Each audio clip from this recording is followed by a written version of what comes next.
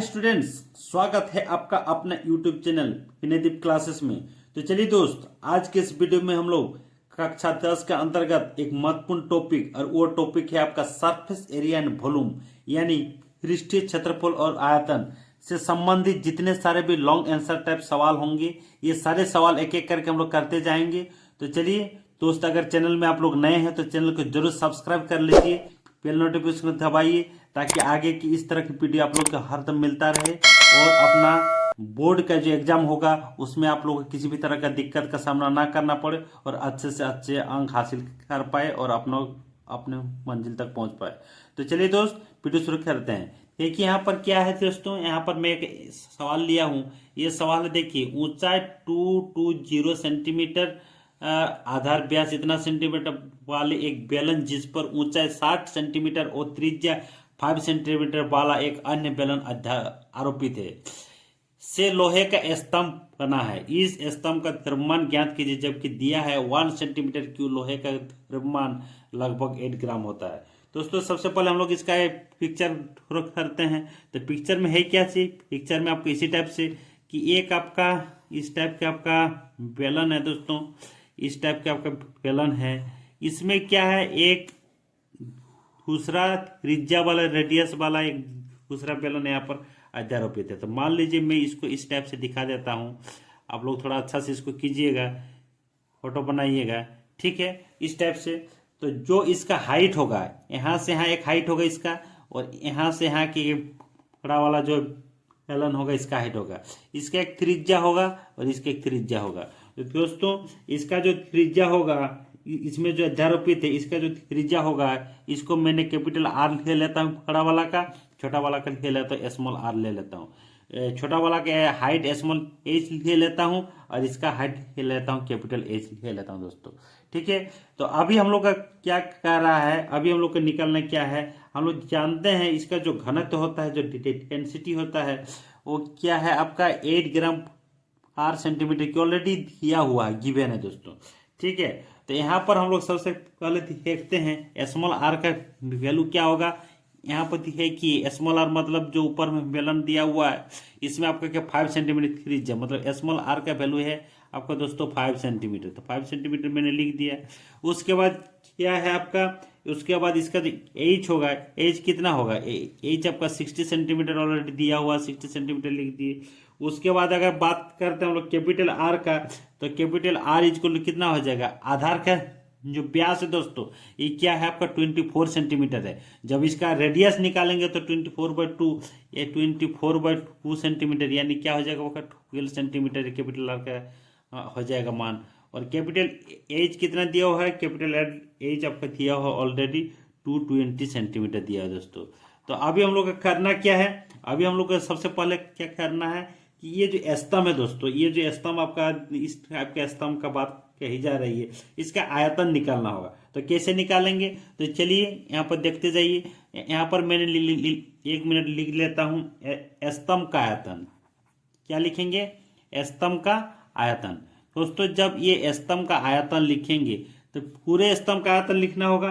तो उसके लिए हम लोग क्या करेंगे, एक आयतन जो है आपका छोटा वाला का आयतन जो हम लोग निकालेंगे, तो इसको इसका जो वॉल्यूम हो जाएगा तो क्या हो जाएगा, pi small r square h लिख सकते हैं, ठीक है दोस्त। उसके बाद जो कैपिटल ये वाला जो बड़ा वाला जो है आपका सिलेंडर है, बेलन है, इसका जब आयतन लिखेंगे तो क्या हो जाएगा दोस्तों, pi capital R square capital H हो जाएगा दोस्तों, ठीक है। तो अगर इसको हम लोग सॉल्व करते हैं तो एक देखिए यहाँ पाई पाई आपका कॉमन आ जाएगा, तो एक इसको निकाल देते हैं, कॉमन निकाल देंगे तो ये क्या हो जाएगा, आर स्क्वायर एच हो जाएगा, प्लस ये क्या हो जाएगा, capital R square capital H हो जाएगा, ठीक है दोस्त। तो अभी इसका वैल्यू हम लोग रखते हैं तो क्या हो जाएगा, 22/7 इसका वैल्यू आ जाएगा। उसके बाद ये क्या हो जाएगा आपका आर स्क्वायर मतलब क्या होगा, 5 हो जाएगा, और ये क्या हो जाएगा इंटू आपका 60 हो जाएगा स्मॉल एच का वैल्यू। उसके बाद प्लस आर स्क्वायर मतलब 12 है, तो 12 का स्क्वायर कितना हो जाएगा दोस्तों, 144 हो जाएगा, इंटू एच कैपिटल एच का वैल्यू कितना है दोस्तों, 220 है। तो 220 मैंने रख दिया। इसको सॉल्व करना है तो सॉल्व करके कितना आ जाएगा दोस्तों, 22/7 ये आ गया। और ये क्या हो जाएगा आपका, ये हो जाएगा आपका आपका 150 हो जाएगा, तो 150 और एक जीरो हो जाएगा, यानी 1500 हो जाएगा। प्लस इसको अगर हम लोग सॉल्व करते हैं तो इसको सॉल्व करते हैं, इधर थोड़ा सा सॉल्व किया जा सकता है इसको, तो 220 और ये क्या है आपका 144 है दोस्तों। तो इसको अगर सॉल्व करते हैं तो क्या हो जाएगा 088 हो जाएगा, ये भी 088 हो जाएगा, ये क्या हो जाएगा आपका आपका हो जाएगा ये 022, तो 08 ये 16 और ये 8 जो 10 11 और ये क्या हो जाएगा दोस्तों 3, यानी 31 ये हो जाएगा 31680 इसका आ जाएगा दोस्तों। ठीक है, इसके बाद हम लोग इसकी क्या करेंगे, इसको जब हम लोग इसको फिर निकालते हैं 22/7 इंटू ये हो जाएगा आपका, इसको ऐड कर देंगे तो क्या हो जाएगा आपका 0 आ जाएगा, 0 के बाद कितना हो जाएगा 8 आ जाएगा, 8 के बाद आपका आ जाएगा 1 आ जाएगा, 1 के बाद आपका क्या आ जाएगा आपका 3 आ जाएगा, और इधर से फिर क्या आ जाएगा आपका 3 आ जाएगा।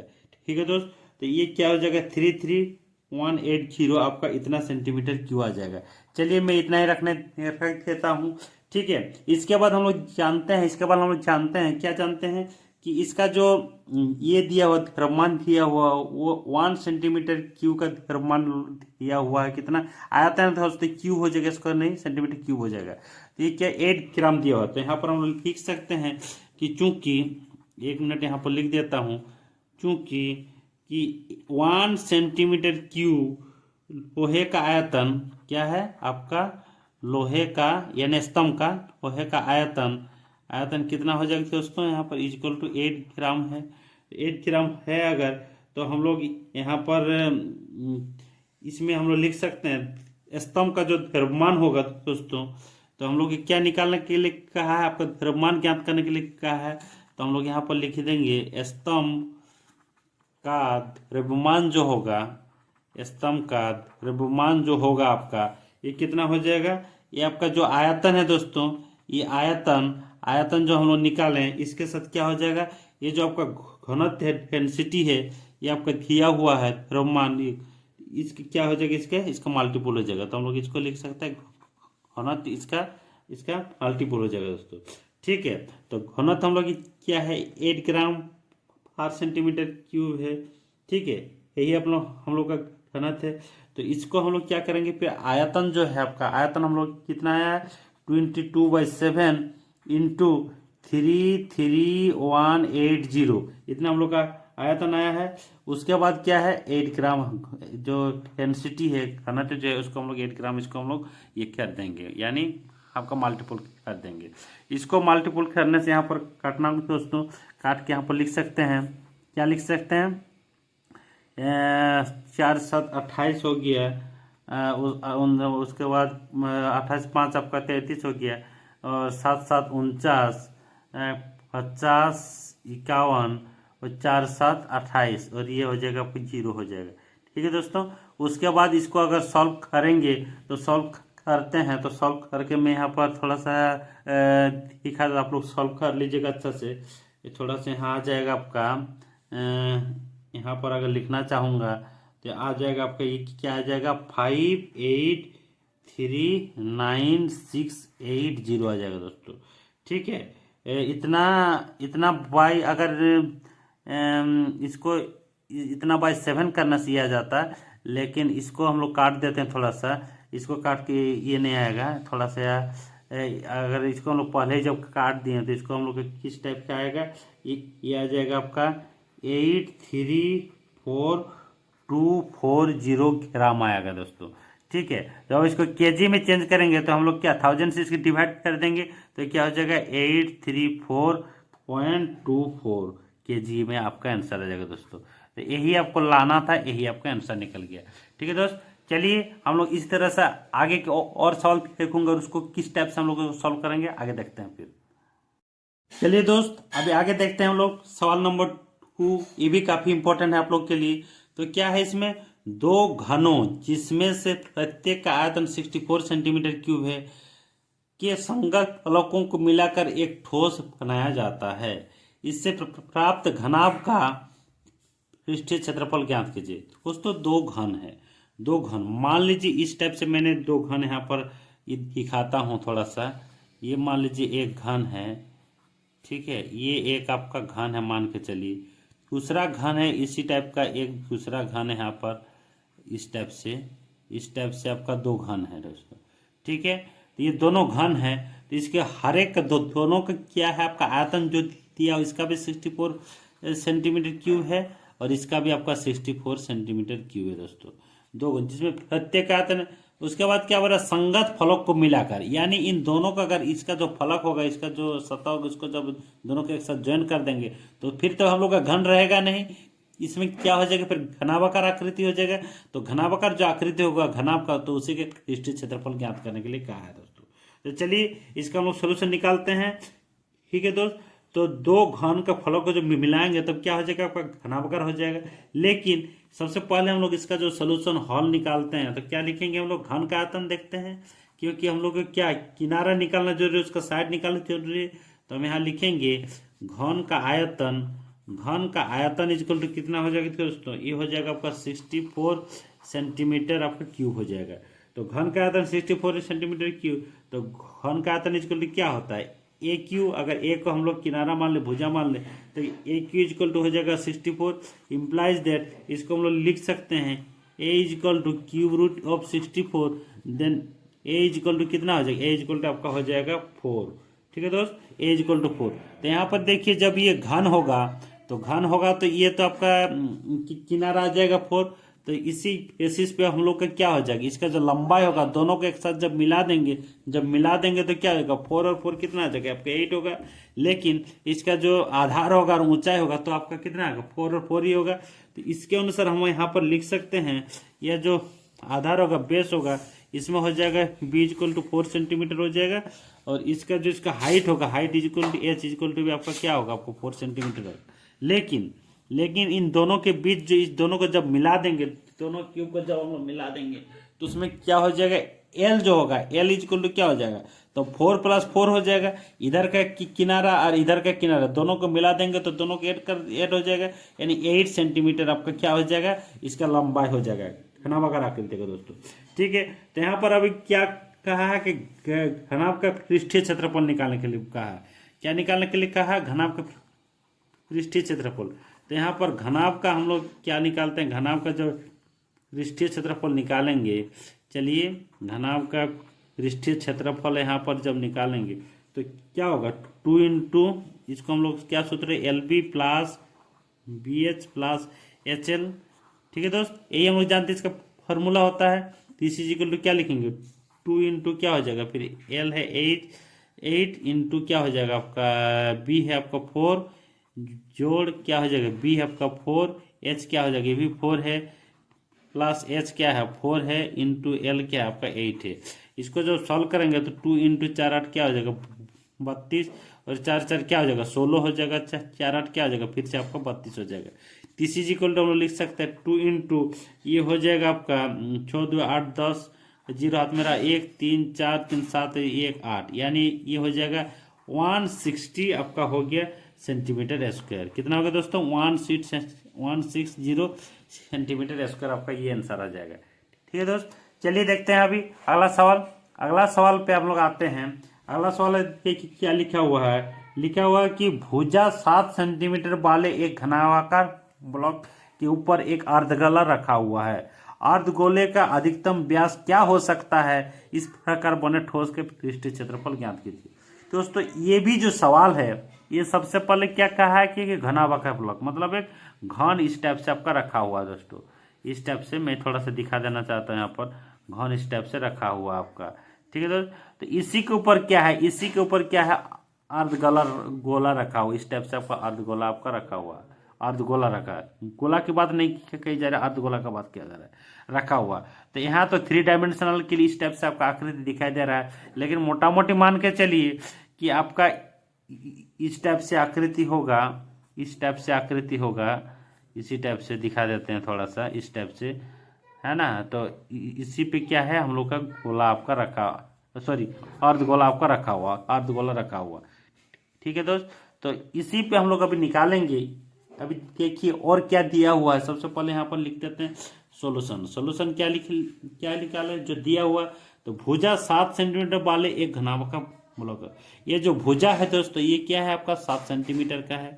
उसके ऊपर एक अर्धगोला रखा हुआ है, तो अर्धगोला रखा हुआ है तो इसके ऊपर रखा हुआ है, तो जाहिर सी बात है कि ये जो भुजा होगा इसका अर्धगोला का क्या हो जाएगा, ये डायमीटर हो जाएगा, व्यास हो जाएगा। तो अर्धगोले का अधिकतम व्यास क्या हो सकता है दोस्तों, तो यहाँ पर हम आराम से लिख सकते हैं कि अर्धगोले, क्या लिख देंगे, अर्धगोले या अर्धगोला का अधिकतम व्यास,